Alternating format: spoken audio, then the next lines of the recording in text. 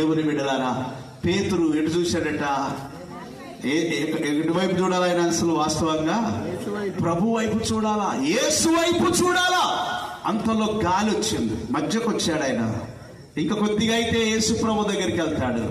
ఆయన గాలిని చూచి, చదవండి, గాలిని చూచి భయపడి, గాలిని చూచి భయపడి, ఇబ్బందులను చూచి భయపడి, రోగాలను చూచి భయపడి, శోధనలను చూచి భయపడి, రకరకాలైన సమస్యలను చూచి భయపడి, యేసును చూడకుండా నీ సమస్యలు చూస్తే, యేసును చూడకుండా నీ రోగాన్ని చూస్తే, యేసును చూడకుండా నీ ఇబ్బందుల వైపు చూస్తే, యేసును చూడకుండా నీకు వచ్చే శోధన వైపు చూస్తే, నీవు నేను కూడా పేతురులాగా మునిగిపోతాం. హల్లెలూయా.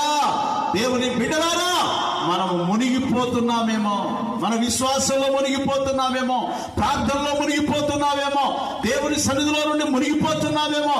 గాలిని చూచి పేతురు ఏమైపోయాడు? మునిగిపోసాగెను. అదే యేసును చూస్తే మునగడం ఉండదు, తేలడమే. హల్లెలూయా. దేవుడు దీవించటం మొదలు పెడతాడు, ఆశీర్వాదించడం మొదలు పెడతాడు, ఆరోగ్యం ఇవ్వడం మొదలు పెడతాడు. మరి చూడండి, అక్కడ చాలా అద్భుతకరమైన మాట రాయబడి ఉంది. గాలిని చూచి భయపడి మునిగిపోసాగెను. ఏం చేస్తున్నాడు? ప్రభువా. ఆ మునిగిపోతున్న సమయంలో ఎవరు జ్ఞాపకం వచ్చారు ఆయనకి? అందరు చెప్పండి, ఎవరికి జ్ఞాపకం వచ్చారండి? దేని చూసి మునిగిపోయాడు? గాలిని చూసి మునిగిపోయాడు.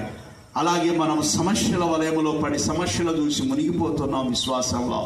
దేవుని బిడ్డలారా, ఎప్పుడైతే నీ మనస్సు మరలా యేసు వైపు తిప్పబడుతుందో, అందుకే ఓ ప్రభువా నేను నశించిపోతున్నానయ్యా అని మునుగుతూ మునుగుతూ మునుగుతూ కేక వేయడం మొదలు పెట్టాడు. దేవుడు అద్భుతంగా చెయ్యి చాపాడట. హల్లెలూయా. చదవండి ఆ మాట.